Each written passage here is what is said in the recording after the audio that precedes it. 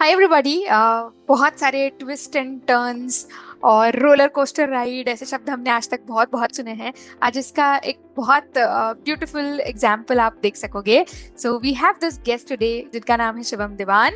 उन्होंने बहुत सारी चीज़ें एक्सप्लोर की, बहुत सारी चीज़ें ट्राई की और उसके बाद वो सेल्फ डेवलपर बने हैं। वो आईटी कंपनी में वो आए हैं and his journey has been extremely, क्या कहते हैं, exciting. Lot of twist turns वो उन्हीं से जानेंगे। राइट, सबसे पहले शिवम, बहुत बहुत बहुत स्वागत है आपका इस सीरीज जिसका नाम है एस्पायरर्स टू इंस्पायरर।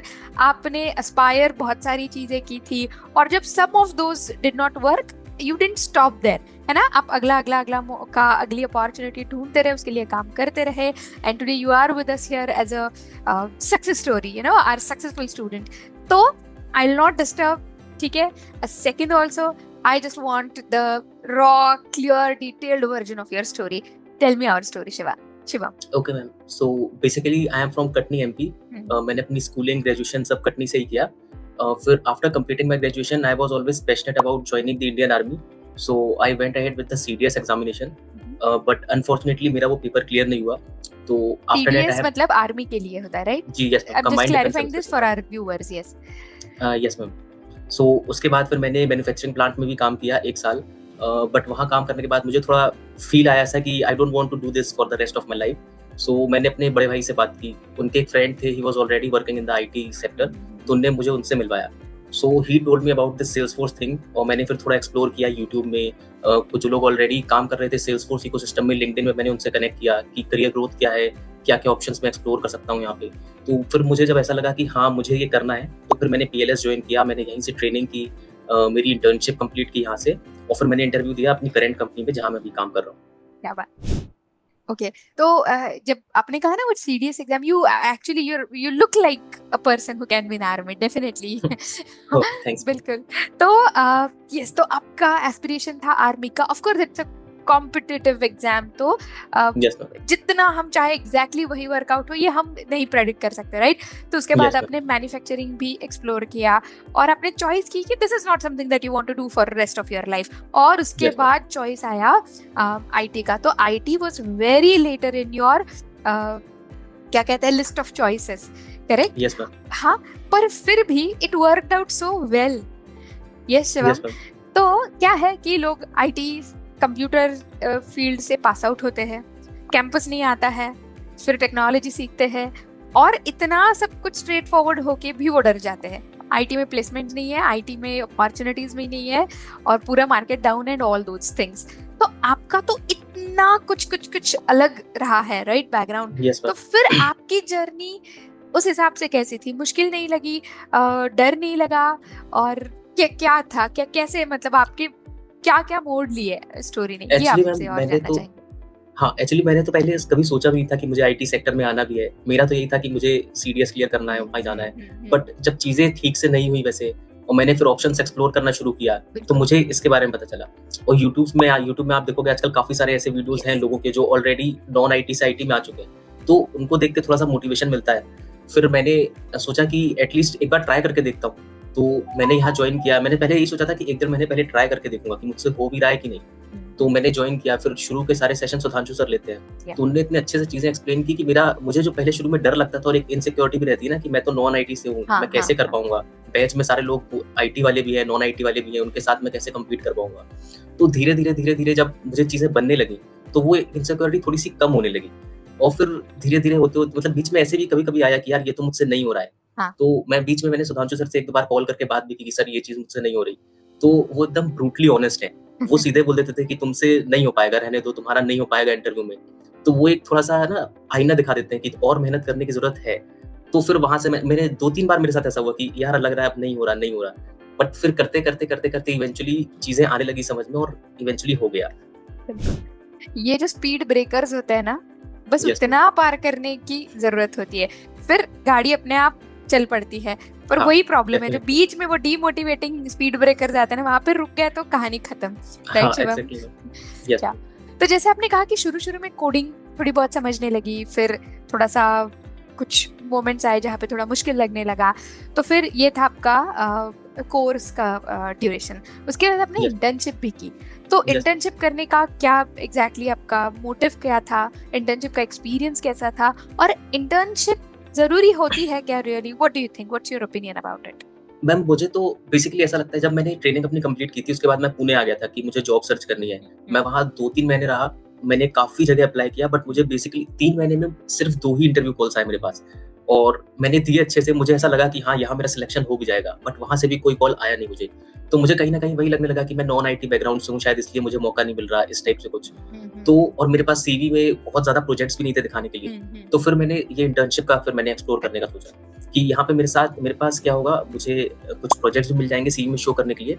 साथ ही साथ ट्रेनिंग में क्या होता है, हम टॉपिक वाइज़ चीज़ें पढ़ते हैं ना, कि एक बार ट्रिगर पढ़ लिया, फिर एलडब्ल्यूसी पढ़ लिया या फ्लो पढ़ लिया। प्रोजेक्ट्स पे जब हम काम करते हैं तो ये सारी चीज़ें एक साथ एक ही कंपोनेंट में यूज़ हो जाती हैं। करेक्ट। तो वो चीज़ बहुत ज़्यादा हेल्प करती है कि आप सारे टॉपिक्स को एक साथ एक ही प्रोजेक्ट में पोर्ट्रे कर सकते हो कि हाँ, मैंने ये सारी चीज़ें इस प्रोजेक्ट में यूज़ की हैं। तो वो बहुत हेल्पफुल होता है। आपने बिट्स एंड पीसेस में कहीं तो सीखा होता है जो आप एक साथ हाँ। बांध के एक रियल लाइफ एप्लीकेशन उसका करके देखते हो। एग्जैक्टली। यस, तो उससे जो कॉन्फिडेंस आता है मुझे लगता है वो नेक्स्ट लेवल होता है। Yes ma'am. और जब आपको एक्चुअली रियल में चीजें पता हो तो वो झलकती है when you speak Yes. About those. नहीं तो हम जो रटी हुई चीजें हैं, तो अदर पर्सन आल्सो अंडरस्टैंड कि ये हाँ। तोता है जो पढ़ के आया है, और yes, so that's about it. Okay, तो that's how it help you improve in terms of your confidence, real life applications of things. बिल्कुल। तो आपकी पढ़ाई की जर्नी या प्रिपरेशन की जर्नी कैसी थी? मतलब जब इंटर्नशिप चल रही थी आपकी, तो आप कैसे पढ़ते थे, क्या पढ़ते थे, कितना देर पढ़ते थे, कैसे अपने आप को मोटिवेटेड रखते थे? All those things I like to know. ऐसा कुछ मैंने टाइम बाउंड तो नहीं किया था कि मुझे दिन में 4 घंटा या 6 घंटा ही पढ़ना है। हर एक दिन छोड़ के एक दिन क्लासेस होती थी जिसमें टास्क मिलते थे कि प्रोजेक्ट का ये वाला पीस अभी तक कंप्लीट करना है। तो जब भी वो टास्क मिलते थे उसी के ऊपर काम करते थे, और उससे रिलेटेड जो भी टॉपिक्स हैं तो उनका थोड़ा बहुत साथ-साथ रिवीजन भी कर लेते थे ताकि इंटरव्यू के समय एकदम से बर्डन ना आ जाए। तो बस यही चीज़ें करता गया मैं साथ में, टास्क भी कंप्लीट करता गया, साथ-साथ रिवीजन भी करता गया। तो लास्ट में इंटरव्यू में भी मेरी काफ़ी हेल्प हुई। मुझे बहुत ज़्यादा सारे टॉपिक्स का एक साथ रिवीजन करने की जगह मेरा ऑलरेडी रिवीजन काफ़ी हद तक हो चुका था। तो ऐसे हेल्प हो गई इसमें। यस, मुझे आप इंटरव्यू प्रिपरेशन के EIP के सेशंस में भी याद आते हो। You were there. तो in few of the yes, classes, yes. Yes, in few of the classes. तो या, तो इंटरव्यू का एक्सपीरियंस आपका कैसे रहा था? क्योंकि इंटरव्यू क्या है ना, बहुत लोगों के लिए बहुत डरावनी चीज है। सब लोग हम थोड़ा बहुत तो अनकंफर्टेबल हो ही जाते हैं, राइट? तो आपका एक्सपीरियंस इंटरव्यूज के सीरीज में कैसा था? Was it easy, was it normal, was it difficult for you, कैसा था? मैम मैंने इन टोटल 3 इंटरव्यूज ही दिए। जो मैंने वेरी फर्स्ट इंटरव्यू दिया था, मेरी प्रिपरेशन जब कंप्लीट हो गई थी इंटर्नशिप से पहले, मैंने पूरा कोर्स वगैरह कंप्लीट हो गया, मैं नोएडा गया था दिने। तो वहाँ मैंने सीडीएस के टाइम पे एक गलती मैं हमेशा करता था, मैं अपना सिलेबस तो हर बार कंप्लीट कर लेता था, बट जो एग्जाम के 1 महीना पहले रिवीजन वाला पोर्शन होते हैं ना, वो मुझसे नहीं हो पाता था। मुझे लगता था ये मेरा पढ़ा हुआ है, अब इसको क्या पढूं? तो वो एग्जाम में जाके मुझे चोट करता था हमेशा। तो यहाँ पे मैंने वो चीज़ नहीं की, मैंने रिवीजन पे बहुत ज़्यादा फोकस किया। तो नोएडा में मैं जब गया था तो मेरा शुरू के 20-25 मिनट तो सिर्फ वर्बल क्वेश्चंस होते हैं। वो वाला राउंड मेरा बहुत अच्छा गया। एक भी मतलब ऐसा क्वेश्चन नहीं था जिसका मैं जवाब ना दे पाया हूँ। बट फिर उन्होंने मुझे पेन पेपर देके ट्रिगर लिखने बोला। तो वो वेरी फर्स्ट टाइम था जो मैं पेन पेपर पे कर रहा था। तो मैं इतना नर्वस हो गया कि वो मुझसे नहीं हो पाया वहाँ पे। तो मेरा पहला एक्सपीरियंस ऐसा ही था कि मेरा ट्रिगर वाले साइड पे मैं थोड़ा-सा रह गया था। तो फिर मैंने थोड़ा-सा उस पे भी वर्क किया। फिर मैंने एक दूसरी कंपनी में इंटरव्यू दिया, तो वहाँ मिला वर्बल राउंड भी अच्छा गया और ट्रिगर वगैरह भी अच्छा गया। तो मुझे ऐसा लग रहा था कि यहाँ से मुझे कॉल आ जाएगा, बट वहाँ से भी नहीं आया। फिर उसके बाद इंटर्नशिप मैंने ज्वाइन की, वापस से सब सारी चीज़ें पढ़ी, प्रोजेक्ट्स वगैरह बना लिए। फिर जिस कंपनी में अभी काम कर रहा हूँ, फिर मेरा वहाँ इंटरव्यू था। तो मुझे इतना कुछ नर्वसनेस तो नहीं थी क्योंकि मैं ऑलरेडी 2 इंटरव्यूज़ दे चुका था, तो मुझे पता था कि मैं कहाँ-कहाँ लैग करता हूँ, तो उन चीज़ों पे मैंने काम कर लिया था थोड़ा। तो ये वाला इंटरव्यू थोड़ा ईज़ी गोइंग गया, इतना मुझे कुछ टफ नहीं लगा। बट वो हल्की सी नर्वसनेस थी कि हाँ यार इंटरव्यू है, निकालना है, बस वही था, बाकी उतना कुछ ज़्यादा मुझे था नहीं। And you were destined to land into this job, I'm sure. तो जयपुर कैसा है शिवम? मैम वैसे तो बहुत अच्छा है, मुझे भी बहुत ज़्यादा टाइम तो नहीं मिला एक्सप्लोर करने का, but in terms of food और लोग बाकी सब बहुत अच्छा है। And is this your first job? No, I guess second, manufacturing के बाद। तो IT में आने का एक्सपीरियंस कैसा है? मैम काफ़ी अच्छा है। यहाँ पे जैसे मैं पहले जॉब में भी था अपने, तो वहाँ मेरी एज ग्रुप के लोग काफ़ी कम थे, तो मुझे थोड़ा-सा एट होम फील नहीं होता था। बट यहाँ पे मेरे जो सीनियर्स भी हैं, मेरे साथ वाले भी हैं, एज गैप उतना ज़्यादा है नहीं, तो एकदम घर जैसा ही फील होता है, ऐसा लगता है दोस्तों के साथ ही काम कर रहे हैं, तो काफ़ी मज़ा आता है काम करने में। ब्यूटीफुल। और IT कंपैरेटिवली ज़्यादा हैपनिंग है ना? हाँ, yes ma'am. Do you feel like that? That's great. Shivam, जैसे कि आपको भी कई मोमेंट्स आए जहाँ पे लगा होगा कि यार ये मुश्किल हो रहा है ना, पर आप वहाँ Yes, पे ma'am. रुके नहीं। तो आपको क्या लगता है कि क्या चीज जरूरी होती है जो किसी भी इंसान को इस जर्नी में टिकाए रखे, वो गिव अप ना कर दे? आपकी ऐसी कौन सी क्वालिटी थी जो आपको यहाँ तक लेके आई? क्या लगता है आपको? थोड़ा सा मैम एक रहता है आप कंसिस्टेंट हो, दूसरा साथ में कोई बात करने वाला हो, कोई आपके बैच वाला हो या कोई आपका मेंटर हो, कि जब आप एकदम ही डीमोटिवेट हो जाओ तो उससे एक बार बात कर सको। जैसे मैं एक दो बार डीमोटिवेट हुआ तो मेरा एक दोस्त था, मैंने उससे बात की। मैं सुधांशु सर को सीधे कॉल कर लेता था कि सर मुझसे ये नहीं हो रहा है, तो वो थोड़ा मुझे डांट देते थे या कुछ ऐसा बोल देते थे कि जिससे वापस मैं लग जाता था काम पे। तो और ऐसा कुछ फायर होना अप हो जरूरी है। जाओ आप। हाँ, यस मैम। तो यस, जैसे आपने ही अभी पॉइंट बोला कि सच में मेंटर की अहमियत होती है क्या शिवम ऐसी जर्नी यस में? डेफिनेटली। क्या अहमियत होती है, क्या रोल होता है, आपको क्या लगता है? एक तो मैम अभी मैं जैसे नॉन आईटी से हूँ, मुझे पता ही नहीं है कि यहाँ आने के बाद क्या करना है, सीवी कैसे बनाना है, कैसे लोगों को अप्रोच करना है लिंक्डइन पे, कैसे जॉब के लिए अप्लाई करना है। अब मैं सेल्सफोर्स सीख रहा हूँ तो सेल्सफोर्स में मुझे कौन कौन से टॉपिक्स हैं जो बहुत ज्यादा इंपॉर्टेंट है, मुझे आने ही चाहिए। तो ये सारी चीजें बताने के लिए कोई होने चाहिए आपके पास। आप पर सिर्फ ऐसे यूट्यूब पे सब कुछ फ्री है, यूडेमी पे सब कुछ फ्री है, ऑलमोस्ट फ्री है, तो फिर अब मैम वो भी अपनी जगह सही है, क्योंकि ऐसा नहीं है आप एक जगह से सब कुछ ले सकते हो। बिल्कुल यूट्यूब के भी कुछ कोर्सेस हैं या Yes. पीएलएस के भी कोर्सेस हैं। 100% कहीं से भी आपको कुछ नहीं मिलता, आपको सारी चीजों को ना इकट्ठा करना पड़ता है कहीं कहीं से। और बिल्कुल। साथ में एक मेंटर हो जो आपको सही समय पे गाइड करते रहे। आप डीमोटिवेट हो जाओ तो आपको बता दे कि आपको ऐसे करना है या आप यहाँ गलत जा रहे हो, तो वो काफी हेल्पफुल हो जाता है। रास्ता दिखाता रहे। Yes ma'am. That's great. तो शिवम, तो वैसे तो आपकी जर्नी फिर बिल्कुल भी हम जैसे कहे ना कि एकदम वॉक इन द पार्क नहीं थी, क्योंकि अलग अलग चीजें आप ट्राई करके आए थे। तो Yes. फिर तो जब लोग कहते हैं कि यार आईटी में अभी जॉब्स नहीं है, लेट्स से, हाँ, मार्केट डाउन है, इस स्टेटमेंट के बारे में आप क्या कहोगे? एक टाइम पे तो मुझे भी ऐसा फील आया था ओके क्योंकि मैंने भी ट्रेनिंग कंप्लीट कर ली थी, मैं काफी जगह अप्लाई कर रहा था, Yes, मुझे yes. कहीं से रिस्पांस नहीं आ रहा था। फिर वो इनसिक्योरिटी किक होने लगती है कि आप यार बिल्कुल। नॉन आईटी से हो, तो हो सकता है इस वजह से आपका सीवी रिजेक्ट हो जा रहा हो। तो बस ये है कि आप स्किल पे अपने काम करो और आपको वो अपॉर्चुनिटी एक बार मिल जाए, मतलब तैयार बैठे रहो कि ये वाला इंटरव्यू आ जाए अगर एक बार भी, तो फिर वो खराब ना जाए। ये वाला बिल्कुल। पहला आ रहा है तो पहला ही निकल जाए। तो बस इस हिसाब से करो और अप्लाई करते रहो, दैट्स इट। चलिए, और अभी आपको ऐसा कुछ फील होता है नॉन आईटी आईटी?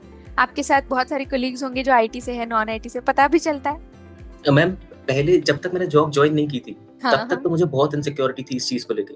बट जब ज्वाइन करने के बाद जब मैं यहाँ आ गया हूँ, मेरे साथ भी कुछ ऐसे लोग हैं जो नॉन आईटी से भी है, बिल्कुल। मोस्टली तो सब आईटी वाले ही हैं, Yes. बट नॉन आईटी वाले भी 2-3 लोग हैं मेरे साथ। तो अब वो उतनी इनसिक्योरिटी फील नहीं होती, वो भी उसी प्रोजेक्ट में काम कर रहे हैं, मैं भी कर रहा हूँ, तो सबका लेवल ऑलमोस्ट सेम ही है। और वो Exactly. टाइम के साथ धीरे धीरे एकदम मुझे लगता है वेनिश भी हो जाएगा। एब्सोल्युटली वैनिश हो जाएगा। मैंने 8 साल आईटी में काम किया है और उसी एक्सपीरियंस से बताती हूँ कि आईटी बिल्कुल भेदभाव नहीं करता। आप एंट्री करने के बाद तो सोचो ही मत, if you can Yes. Code you are an asset for them. Yes absolutely, ma'am. बिल्कुल बिल्कुल शिवम। यस, तो आपने आपकी तैयारी के बारे में बताया, इंटर्नशिप के एक्सपीरियंस के बारे में बताया, जब डीमोटिवेट होते थे तब आपने कैसे आप आगे बढ़ते रहे ये बताया। अभी जस्ट एक लास्ट 1-2 क्वेश्चंस जो मैं आपसे पूछना चाहूंगी कि आपकी कौन सी क्वालिटी सबसे इम्पोर्टेंट है आपको लगता है जो इस जर्नी में आपको यहाँ तक लेके आई?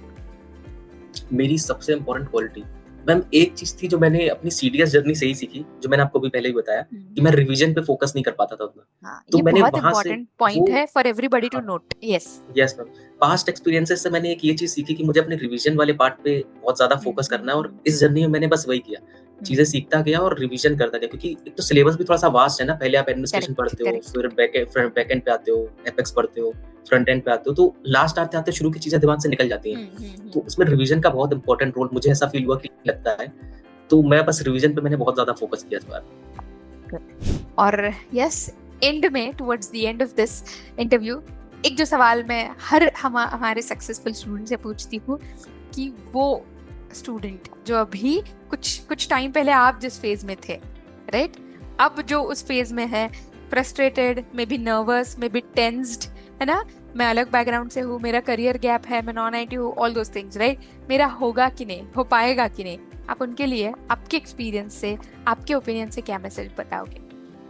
एक वो जो इनसिक्योरिटी रहती है ना नॉन आईटी बैकग्राउंड वाली, अभी के लिए अगर रखोगे अंदर तो ठीक है, क्योंकि उससे थोड़ा सा मोटिवेशन मिलता है कि मुझे एक्स्ट्रा मेहनत करनी है, बट उसको एकदम मन पे घर भी मत करने देना कि करना ही नहीं, मतलब हो ही नहीं पाएगा। थोड़ा सा आओ, नॉन आईटी वाले हैं तो हमको थोड़ा सा एक्स्ट्रा एफर्ट्स भी देने पड़ते हैं क्योंकि हमने बिल्कुल ही कुछ नहीं सीखा होता है। करेक्ट तो करेक्ट थोड़ा हार्ड वर्क रखो, थोड़ी सी कंसिस्टेंसी रखो और सर जैसा सा बोलते हैं वैसे करते जाओ, इंटरव्यू की प्रिपरेशन करते जाओ, हो जाएगा क्लियर। हो जाएगा बिल्कुल। अब डिसाइड किया तो हो ही जाएगा, करेक्ट। यस बस डटे रहना है। Yes. So your journey is really inspiring and we wish you all the very very best आपकी आगे की जर्नी के लिए, endeavors के लिए, and thank you for showing up today. Thank you so much ma'am. Thank you.